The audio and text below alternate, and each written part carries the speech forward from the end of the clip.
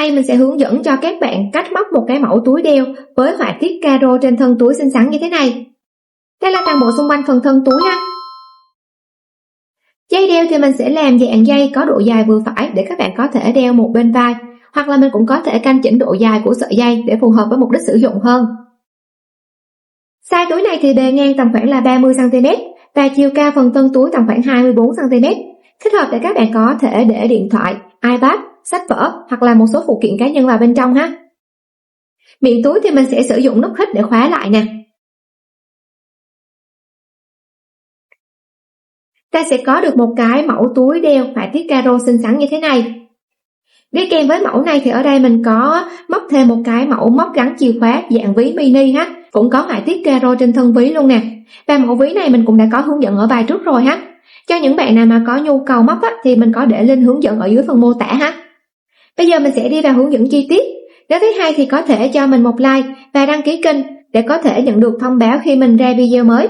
Và nếu không hiểu ở phần nào thì có thể bình luận ở bên dưới để mình giải đáp thắc mắc nha.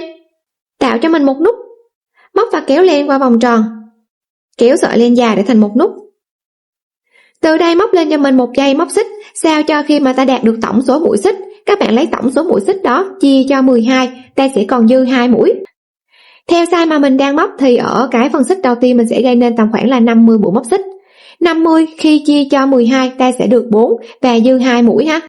1, 2, 3, 4, 5, 6, 7, 8, 9, 10. Ở đây mình đã có được cái bề dài của cái đoạn xích đầu tiên rồi nè, nó sẽ nằm ở cái tâm chính giữa này ha. Thì khi mà mình tăng mũi cho 2 vòng móc ở phần đáy túi thì nó sẽ vô ra thêm khoảng tầm là 5 cho đến 6 cm ở hai bên. Thì nó sẽ tạo ra được cái bề ngang cho toàn bộ phần thân túi ha. Khi đã có được cái số xích đầu tiên này rồi, tiếp tục móc lên cho mình là 3 mũi móc xích. Sau đó đâm kim vào chân thứ 51, móc vào đây cho mình là 2 mũi kép đơn cùng chân móc này. Kép đơn đầu tiên và kép đơn thứ hai. Khi đã có được 2 kép đơn vào chân đầu tiên rồi, các chân còn lại mỗi chân móc một mũi kép đơn cho đến cuối hàng ha.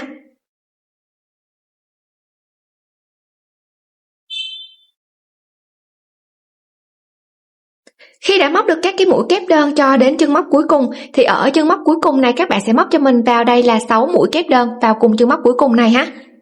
Kép đơn đầu tiên, kép đơn thứ hai, kép đơn thứ ba, kép đơn thứ tư, kép đơn thứ 5 và mũi kép đơn thứ 6 cũng vào chân cuối cùng luôn.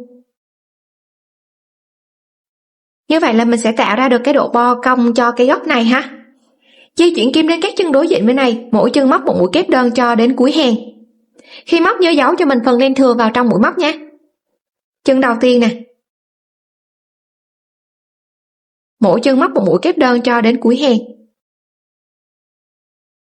Sau khi móc đến cuối hàng thì chân móc cuối cùng cũng là chân đầu tiên mà ta bắt đầu móc 2 mũi kép đơn vào đó, thì đến cuối vòng các bạn cũng tiếp tục móc cho mình vào đó là 3 mũi kép đơn nữa ha. Kép đơn thứ nhất, kép đơn thứ hai và kép đơn thứ ba. 3 mũi này cộng với lại 2 mũi kép đơn mà mình móc đầu tiên với lại 3 mũi xích mà ta gây nên đầu tiên ở đây, mình cũng có tổng cộng là 6 mũi móc ha, bằng với lại cái đầu góc bên này.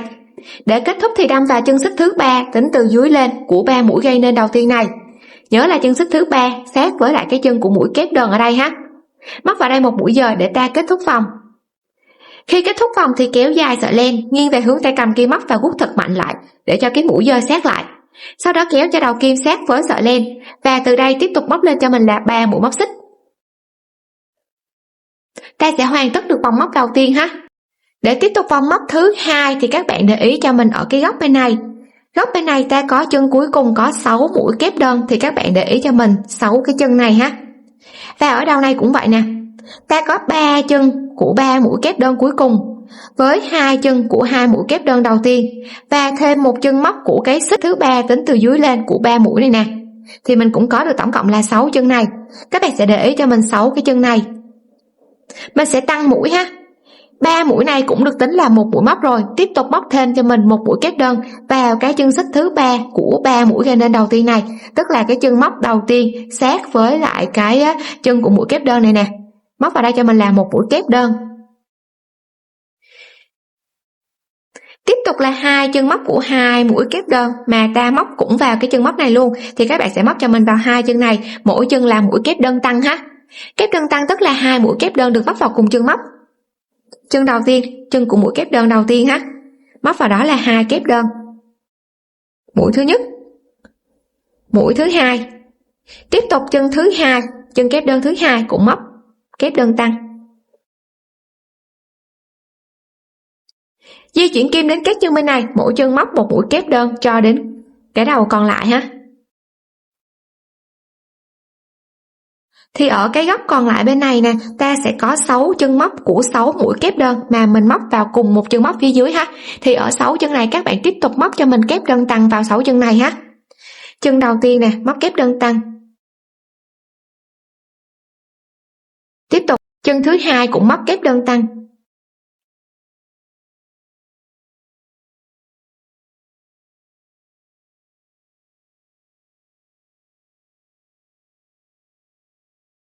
Sáu kép đơn tăng vào 6 chân. Di chuyển kim đến các chân đối diện bên này, mỗi chân móc một mũi kép đơn. Các bạn tiếp tục móc cho mình cho đến 3 chân móc cuối cùng là 3 chân mà ta móc vào cùng chân móc phía dưới ha.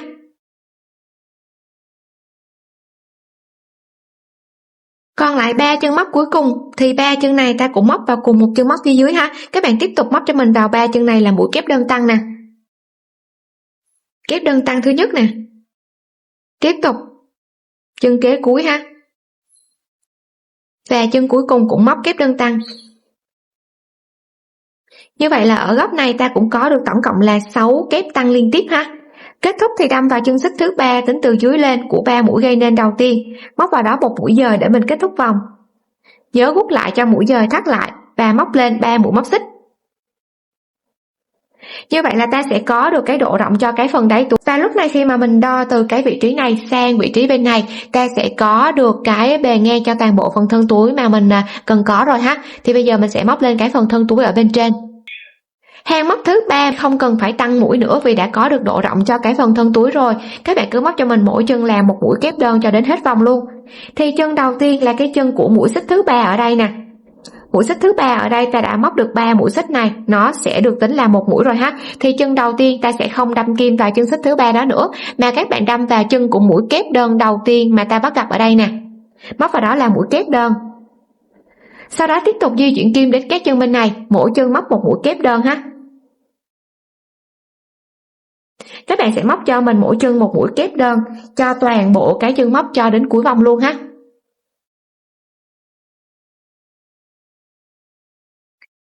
Sau khi đã móc được đến cuối vòng thì để kết thúc vòng này, ta cũng đâm vào chân của mũi xích thứ 3 tính từ dưới lên của 3 mũi gây nên đầu tiên ở cái vòng phía dưới này.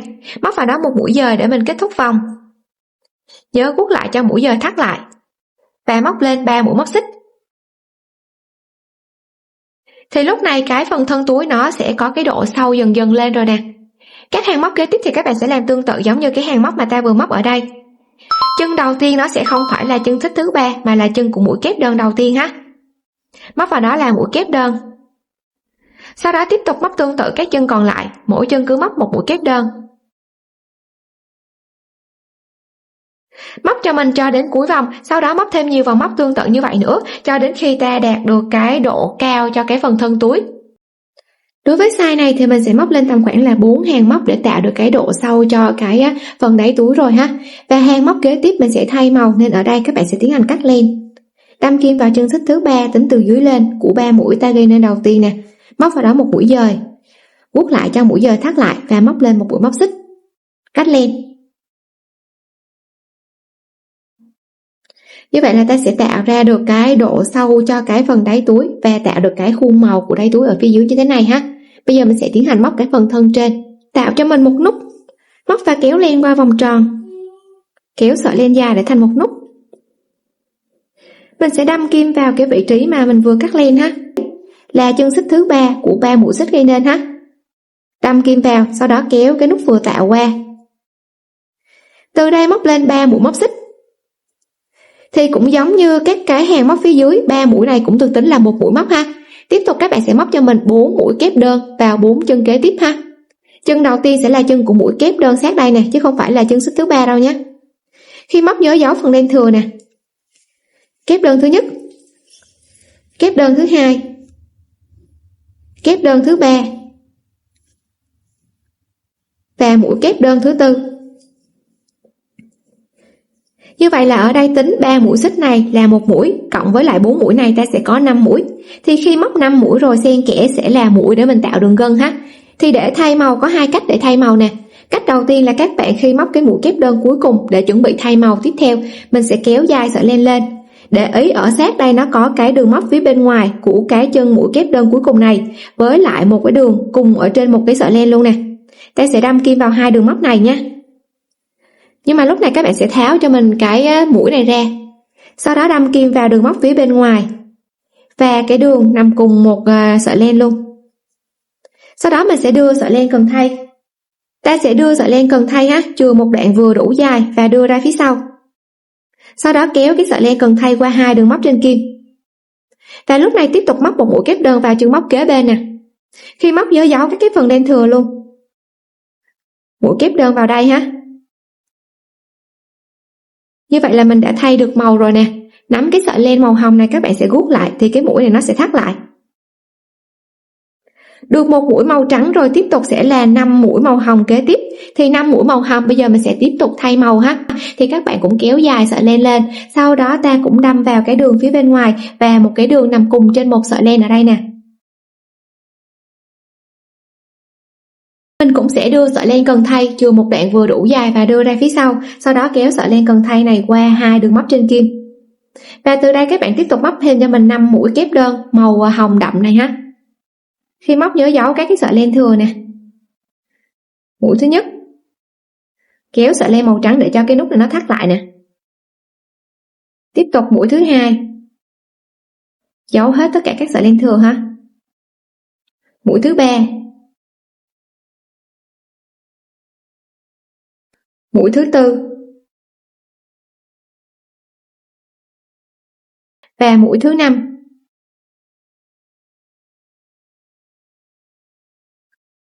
Có được 5 mũi màu hồng này rồi, tiếp tục sẽ là một cái mũi màu trắng để tạo đường gân ha. Thì các bạn sẽ thả cho mình cái sợi len này ra, sau đó đâm vào đường móc phía bên ngoài và cái đường nằm cùng trên một sợi len nè. Và mình sẽ cầm cái sợi len màu trắng nha. Sợi len màu trắng này mình sẽ kéo qua 2 đường và tiếp tục móc cho mình một mũi kép đơn màu trắng vào chân kế tiếp.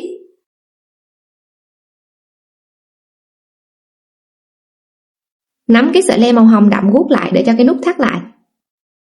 Như vậy là ta sẽ có thêm một cái màu đường gân ở đây.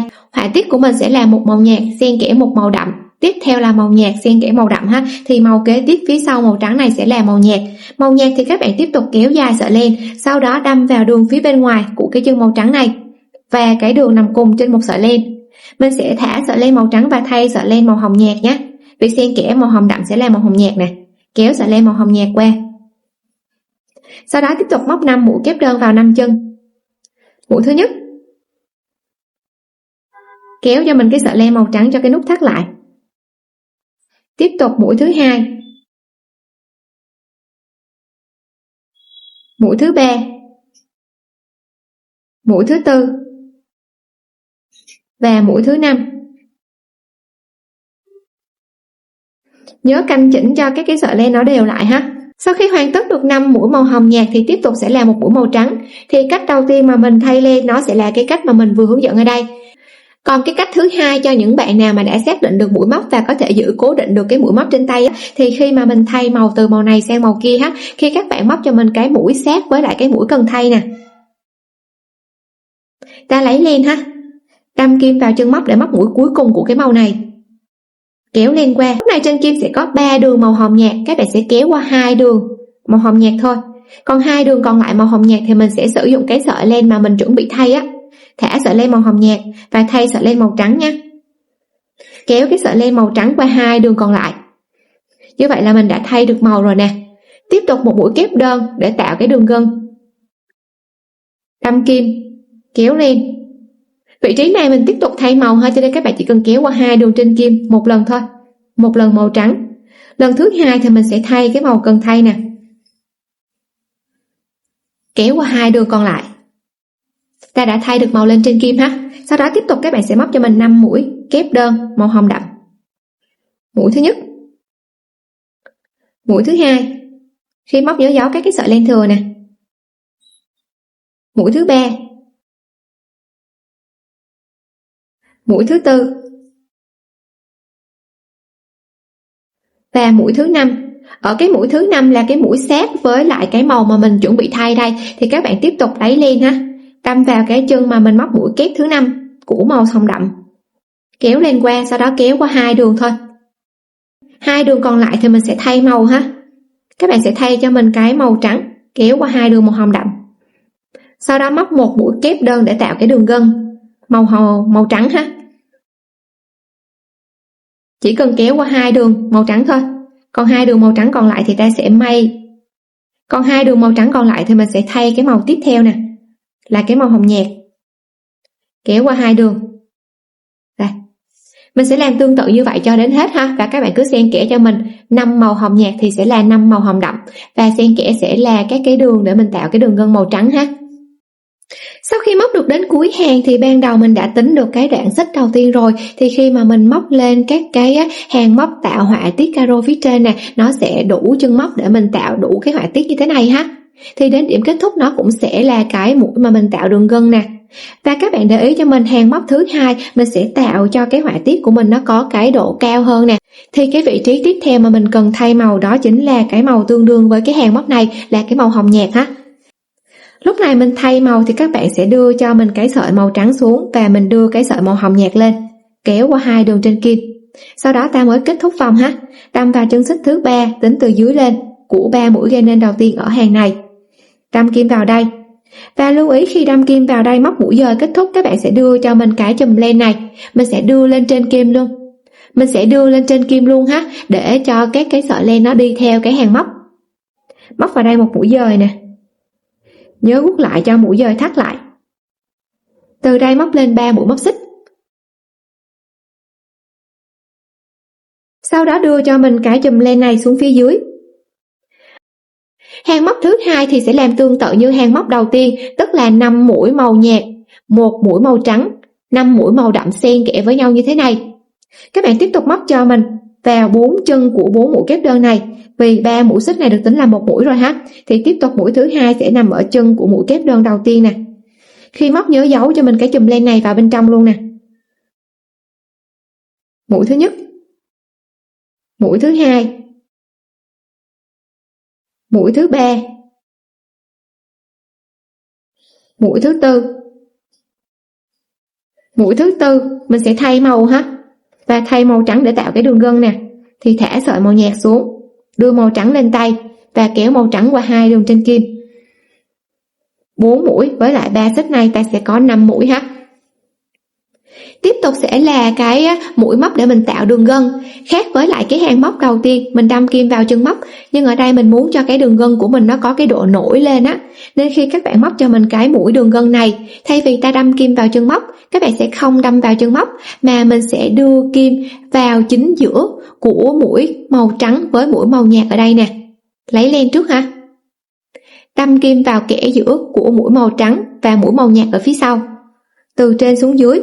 Sau đó luồn kim từ dưới lên trên vào giữa kẽ của cái mũi màu trắng với lại cái mũi màu đậm này nè. Đâm kim vào đây rồi thì móc cho mình một mũi kép đơn. Mũi kép đơn này từ vị trí này đến chân kế tiếp mình thay màu ha, cho nên các bạn sẽ kéo qua 2 đường trên kim lần thứ nhất. Lần thứ hai thì ta sẽ thay màu, và màu mình cần thay là cái màu đậm ở phía trước này. Đưa cho mình màu đậm lên trên tay ha. Sau đó kéo màu đậm qua 2 đường móc trên kim. Như vậy là ta sẽ tạo được cái đường gân cho họa tiết của mình nè, nó nổi lên như thế này. Tiếp tục sẽ là 5 mũi kép đơn vào 5 chân kế tiếp. Kép đơn thứ nhất, nhớ giấu các cái sợi len thừa luôn nhé. Kép đơn thứ hai. Kép đơn thứ ba.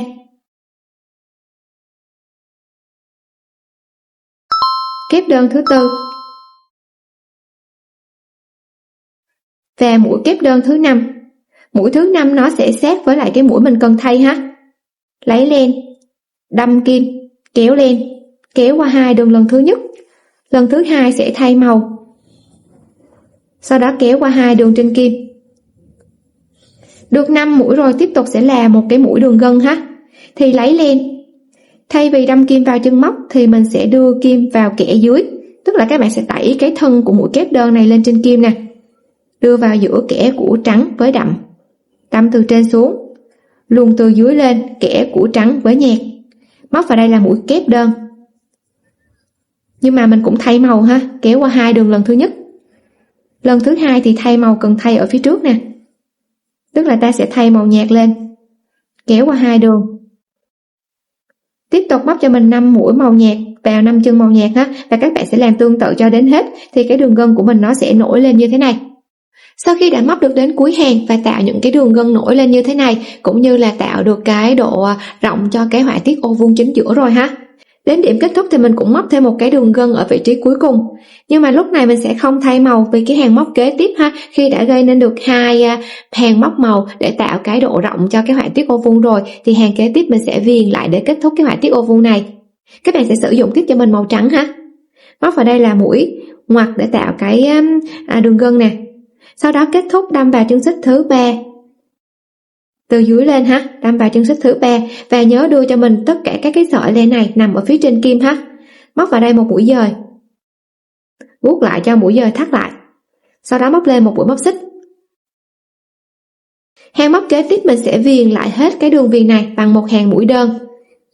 Và cái sợi len này nè, các bạn sẽ không cần phải cho nó đi theo nữa ha, mình sẽ để nó qua một bên.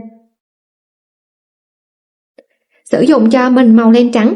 Các bạn tiếp tục móc cho mình mỗi chân một mũi móc đơn. Thì chân đầu tiên cũng sẽ là cái chân của cái mũi kép đơn đầu tiên ở đây ha. Móc vào đây một mũi móc đơn. Tiếp tục các bạn sẽ móc tương tự cho mình mỗi chân một mũi móc đơn cho đến cuối hàng.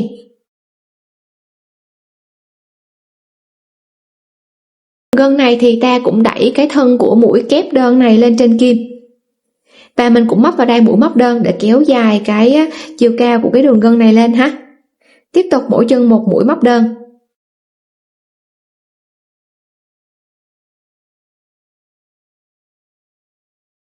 Khi móc cái mũi móc đơn ở vị trí đường gân thì các bạn nhớ mình cũng đẩy cái thân của cái đường gân phía dưới lên trên kim. Móc vào đây mũi móc đơn. Và tiếp tục các bạn sẽ móc tương tự mỗi chân một mũi móc đơn cho đến cuối vòng. Móc đến cuối vòng thì chân cuối cùng cũng sẽ là cái chân mà mình tạo mũi đơn ngoặt ở cái phần thân phía dưới ha. Cũng đẩy cái mũi này lên trên kim, móc vào đây một mũi móc đơn. Sau đó mình sẽ kết thúc vòng, đâm vào chân của cái mũi móc đơn đầu tiên ở đây. Các bạn sẽ móc vào đây cho mình một mũi dời, nhưng lúc này ta sẽ thay màu nè. Và để xác định được màu cần thay, các bạn để ý cho mình, đối với cái mẫu này của mình á, thì cái họa tiết phía dưới là màu đậm thì họa tiết phía trên nó sẽ là màu nhạt, còn họa tiết phía dưới là màu nhạt thì họa tiết phía trên sẽ là màu đậm ha. Nên khi lúc này các bạn sẽ thay màu len là thay màu đậm nè. Móc vào đây một mũi dời. Mình sẽ nắm cái sợi len này guốc cho cái mũi nó thắt lại. Móc lên cho mình là 3 mũi móc xích. Tiếp tục mình sẽ tạo những cái họa tiết ô vuông giống như các cái hàng ở phía dưới ha. Nhưng mà lúc này các cái chân móc mà các bạn móc á, thì để ý ở cái hàng mũi đơn này nó sẽ có 2 đường móc, một đường nằm ở phía bên trong và một đường nằm ở phía bên ngoài. Thì tất cả các cái mũi móc của hàng này ta sẽ đâm vào cái đường nằm ở bên trong như thế này ha. Chân đầu tiên sẽ là chân mình vừa móc mũi dời kết thúc cái vòng phía dưới nè. Móc vào cái chân đầu tiên này là một mũi kép đơn ha. Đây là chân đầu tiên nè. Khi móc giấu luôn tất cả các cái sợi len thừa này vào bên trong.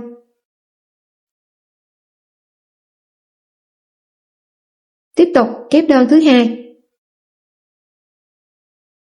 Kép đơn thứ 3.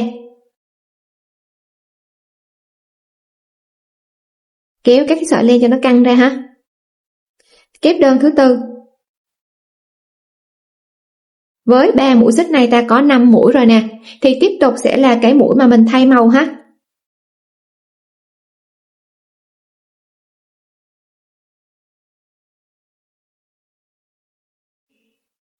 Kéo sợi len cần thay qua 2 đường trên kim. Sau đó kéo cho cái nút này nó thắt lại. Và tiếp tục cái mũi mà mình tạo mũi ngoặt để cho cái đường gân nó nổi lên á, thì các bạn sẽ lấy len, mình sẽ móc mũi kép đơn, đâm vào chân của cái mũi móc đơn mà ta tạo cái đường gân ở đây nè. Đâm vào chân của mũi móc đơn, sau đó các bạn sẽ đâm ngang qua chân móc kế tiếp. Đây, đâm ngang qua chân kế tiếp ha, thì cái chân móc này tiếp tục móc trên cho mình một mũi kép đơn vào đây nha. Đây, đâm ngang chân kế tiếp nè, móc vào đây là mũi kép đơn. Và lúc này mình sẽ tiến hành thay màu ha. Ở phía dưới này là màu đậm thì phía trên là màu nhạt nè. Thay màu nhạt lên, kéo qua 2 đường trên kim. Như vậy là đường gân của mình nó cũng sẽ kéo dài lên phía trên như thế này. Và cái hàng móc này nó chừa một cái đường này nè, cái đường này nó cũng nổi lên bên trên luôn ha. Tiếp tục sẽ là 5 mũi kép đơn màu nhạt. Và các cái mũi kép đơn màu nhạt cũng đâm vào các cái đường nằm bên dưới luôn ha. Mũi đầu tiên sẽ là cái mũi sát đây. Nhớ dấu len nè. Kép đơn đầu tiên. Kép đơn thứ hai. Kép đơn thứ ba. Kép đơn thứ tư. Và mũi kép đơn thứ 5. Được 5 mũi rồi, tiếp tục ha, mũi thứ 5 này mình sẽ thay màu và thay cái màu tạo đường gân. Và cái mũi đường gân nó sẽ được đâm vào cái chân của mũi móc đơn, đâm luôn vào chân móc nha. Đâm vào chân của mũi móc đơn và đâm ngang qua chân kế tiếp nè để tạo cái đường gân nè. Lấy len, đâm vào chân mũi móc đơn và đâm ngang qua chân sát bên. Móc vào đây là mũi kép đơn và nhớ thay màu ha. Kéo qua 2 đường lần thứ nhất, lần thứ hai thì thay màu cần thay nè, phía dưới màu nhạt thì phía trên sẽ là màu đậm ha. Tiếp tục 5 mũi kép đơn vào 5 đường móc bên dưới của 5 chân nè. Đường thứ nhất. Khi móc các bạn nhớ kéo căng những cái sợi len thừa ha để nó không có bị lộ. Mũi thứ hai. Mũi thứ ba. Mũi thứ tư. Mũi thứ 5. Được 5 mũi rồi thì cái chân thứ 5 này mình sẽ thay màu để tạo đường gân. Và cái mũi đường gân sẽ được đâm kim vào chân của mũi móc đơn tạo đường gân, cũng như đâm ngang qua chân kế tiếp. Và nhớ đường gân này cũng thay màu, phía dưới là màu đậm thì phía trên sẽ là màu nhạt ha. Ta thay màu nhạt lên trên kim nè. Sau đó tiếp tục 5 mũi kép đơn màu nhạt và các bạn sẽ làm tương tự cho mình cho đến cuối. Sau đó các bạn sẽ móc thêm nhiều hàng móc tương tự như vậy nữa. Cứ 2 hàng móc tạo cái họa tiết ô vuông thì sẽ là một hàng móc viền. 2 hàng tạo họa tiết ô vuông sẽ là một hàng móc viền. Và các cái hàng móc viền của mình, các cái chân nằm chính giữa nó sẽ được đâm vào chân nằm bên dưới. Còn các cái đường gân thì sẽ đưa các cái thân này lên trên kim để mình giúp cho cái đường gân này nó nổi lên bên trên ha. Móc thêm nhiều hàng tương tự như vậy nữa cho đến khi ta đạt được chiều cao của phần thân túi. Sau khi đã móc cho mình thêm được nhiều hàng móc xen kẽ các cái màu thì họa tiết caro trên thân túi nó sẽ lộ rõ ra như thế này ha. Và nó sẽ có những cái đường gân nổi lên như thế này. Và khi ta đã có được cái chiều cao của phần thân túi rồi ha, còn tầm khoảng 2 đến 3 cm để mình tạo cái phần miệng túi, thì ở cái họa tiết caro này các bạn sẽ dừng lại cho mình. Lúc này khi mà mình hoàn tất đến cái hàng viền này thì các bạn có thể giấu cho mình 2 cái chùm len thừa này nè vào những cái chân móc gần cuối của cái hàng cuối cùng ở đây. Và mình cũng tạo đường gân như bình thường ha. Kết thúc thì đâm vào chân của mũi móc đơn đầu tiên, móc một mũi dời. Vuốt lại cho mũi dời thắt lại và móc lên một mũi móc xích. Ở đây phần viền miệng túi mình sẽ sử dụng màu xanh nên ở đây vị trí này mình sẽ cắt len. Chừa một đoạn vừa đủ dài và đưa ra phía sau ha. Ta sẽ bắt đầu đâm kim từ cái vị trí mà mình vừa kết thúc cái hàng cuối cùng của cái phần họa tiết luôn nè. Ở cái chân mũi đơn cuối cùng mà mình tạo ở đây ha, nó sẽ có một cái đường nằm ở phía bên ngoài và một cái đường sát đây, nằm chéo và sát đây ha, cùng một hướng với lại cái đường nằm phía bên ngoài này nè. Đâm kim vào đường móc bên ngoài và cái đường móc sát đây. Sau đó chừa một đoạn vừa đủ dài, đưa ra phía sau, kéo sợi len qua. Từ đây móc lên cho mình là 3 mũi móc xích. Mũi thứ nhất, mũi thứ hai, mũi thứ ba. Sau đó đâm kim vào chân của mũi móc đơn đầu tiên, tức là cái chân móc mà mình móc mũi dời kết thúc cái vòng phía dưới á. Móc vào đó là mũi kép đơn. Khi móc nhớ giấu len thừa nha. Làm tương tự cho các chân còn lại cho đến hết vòng luôn. Cứ mỗi chân như vậy thì các bạn sẽ móc cho mình một mũi kép đơn ha.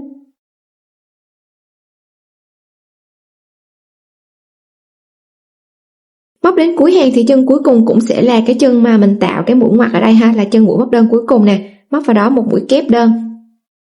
Kết thúc thì đâm vào chân xích thứ 3, tính từ dưới lên của 3 mũi gây nên đầu tiên. Móc vào đó một mũi dời.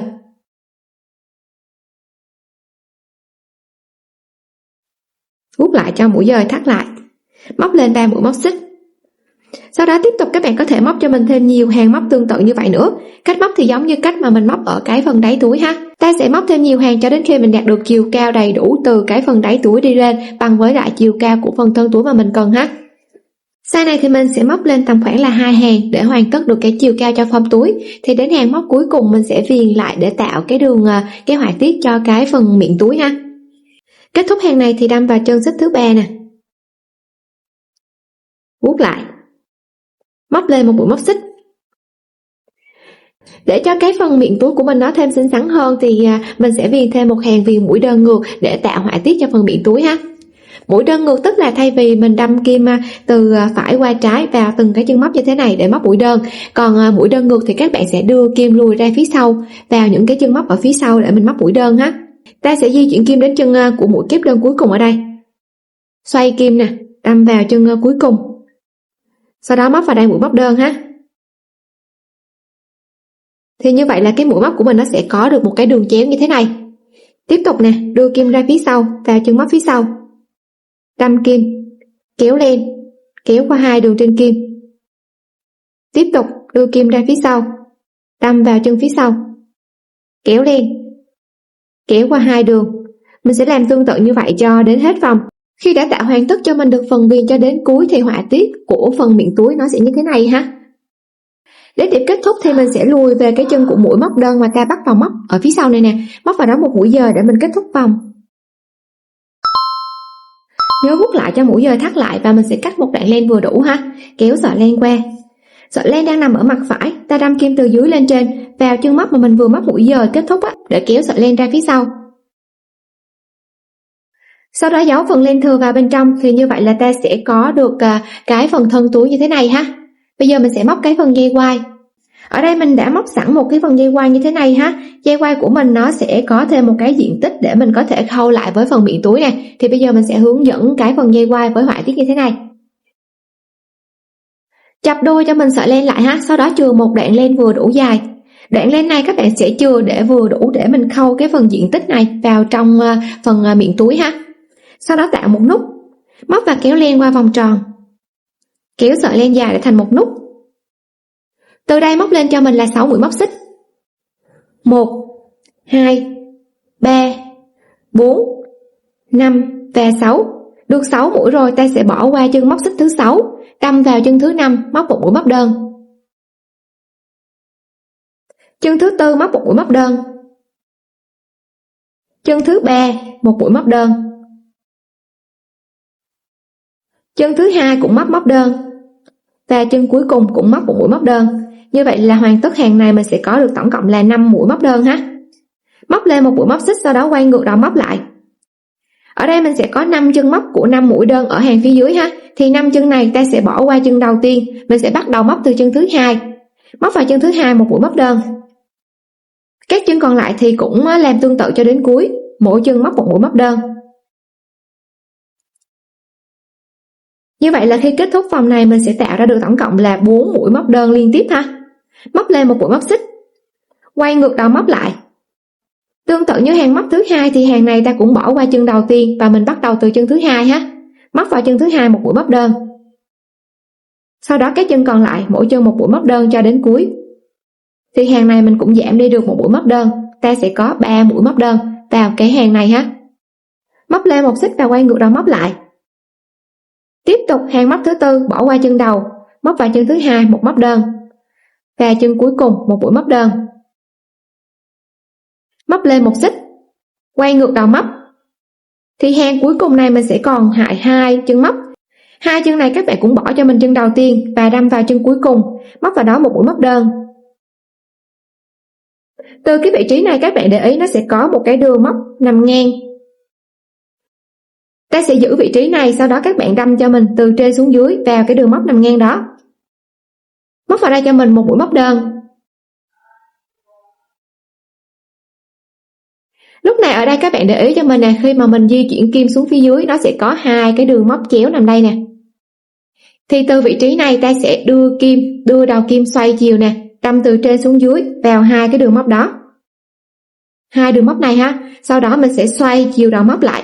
Xoay chiều đầu móc thì mình sẽ xoay theo cùng chiều kim đồng hồ. Móc vào đây mũi móc đơn.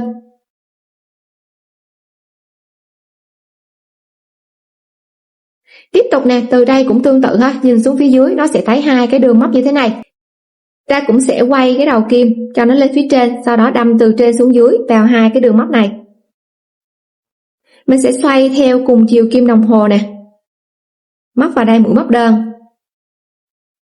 Khi móc mũi móc á, các bạn sẽ kéo dài sợi len lên một tí để lát nữa khi mình đâm kim nó sẽ dễ dàng hơn ha. Tiếp tục nè, xoay chiều đầu kim, đâm từ trên xuống dưới vào hai đường móc nằm ngang ở phía dưới. Sau đó xoay cái đầu móc lại theo cùng chiều kim đồng hồ. Móc vào đây mũi móc đơn. Nhớ kéo dài cái đường móc lên cho nó lỏng tay một xíu nè.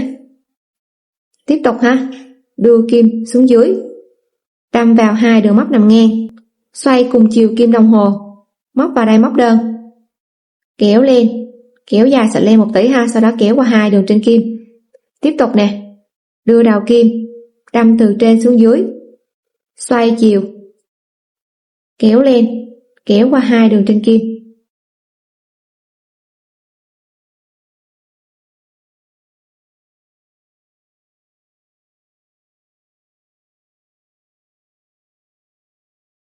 Các bạn cứ móc tương tự như vậy cho mình cho đến khi ta đạt được cái chiều dài của đầu dây ha. Sau khi đã có cho mình được cái chiều dài của cái đoạn dây này rồi, các bạn có thể móc cho mình dài từ cái vị trí này đến đây tầm khoảng là 50 cho đến 55 cm để mình đeo một bên vai ha. Hoặc nếu thích dài hơn thì mình cũng có thể móc dài hơn để đeo chéo cũng được. Khi đã hoàn tất được chiều dài rồi, bây giờ mình sẽ móc tiếp cái họa tiết diện tích này để khâu vào trong thân túi nè. Ta móc lên một mũi móc xích và quay ngược đầu móc lại.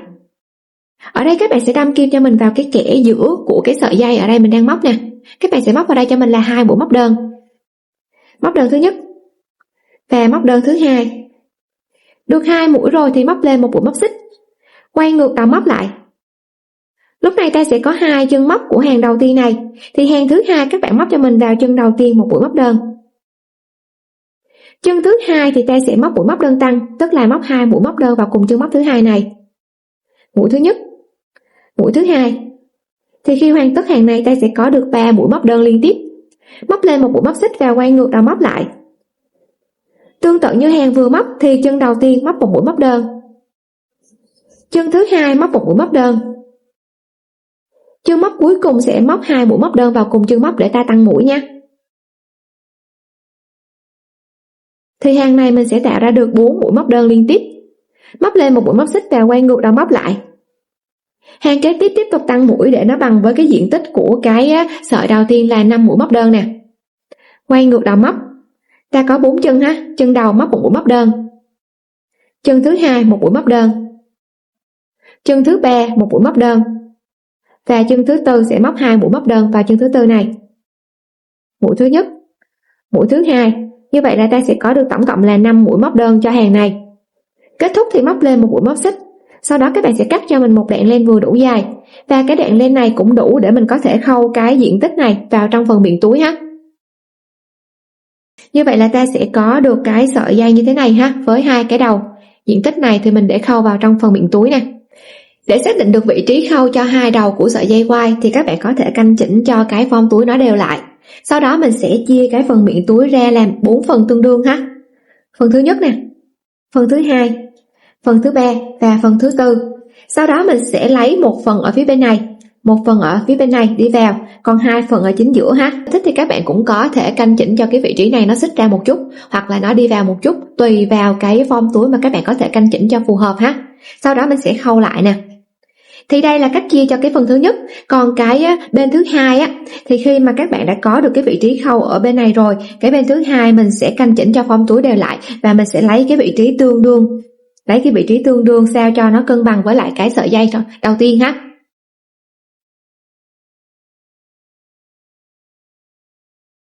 Mình sẽ đặt cái hàng móc cuối cùng là cái hàng móc có 5 mũi móc đơn ở đây nè, về cái vị trí sát với lại cái hàng giữa phần họa tiết với lại phần miệng túi bên trên ha. Canh chỉnh cho nó bằng mép với lại cái phía sau nè.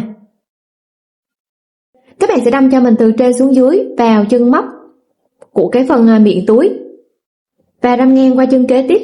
Sau đó mình sẽ đâm lên, đâm từ dưới lên vào chân đầu tiên của cái phần dây quai ha. Đâm từ dưới lên nè. Sau đó kéo lên. Phần thân túi phía dưới ha, chân vừa đâm kim lên thì đâm xuống và đâm qua chân kế tiếp. Sau đó mình đâm lên chân móc thứ hai. Khâu lại. Tiếp tục ha, chân vừa đâm kim lên thì đâm xuống và đâm ngang qua chân kế tiếp. Sau đó đâm lên chân móc thứ ba. Làm tương tự cho đến hết ha.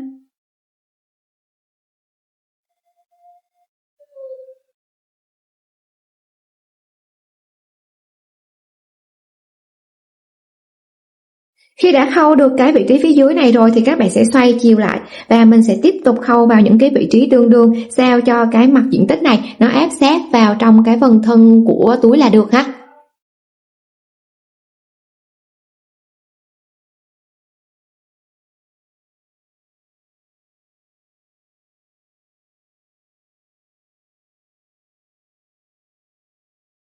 Và cắt len. Như vậy là ta đã khâu được một bên phần dây quai rồi nè. Bên còn lại các bạn sẽ làm tương tự ha. Mình sẽ canh chỉnh cho cái bề mặt của sợi dây á nó đều lại cùng một hướng như thế này và mình sẽ đưa cái đầu còn lại vào cái vị trí tương đương sao cho nó cân đối với lại cái mặt còn lại ha. Size túi này thì bề ngang tầm khoảng là 30 cm và chiều cao phần thân túi tầm khoảng 24 cm. Thích hợp để các bạn có thể để điện thoại, iPad, sách vở hoặc là một số phụ kiện cá nhân vào bên trong ha. Miệng túi thì mình sẽ sử dụng nút khít để khóa lại nè. Ta sẽ có được một cái mẫu túi đeo họa tiết caro xinh xắn như thế này. Đi kèm với mẫu này thì ở đây mình có móc thêm một cái mẫu móc gắn chìa khóa dạng ví mini ha. Cho những bạn nào mà có nhu cầu móc á, thì mình có để link hướng dẫn ở dưới phần mô tả ha. Khi thực hiện có điểm nào không hiểu để lại bình luận bên dưới để mình giải đáp thắc mắc nha. Chúc các bạn móc thành công.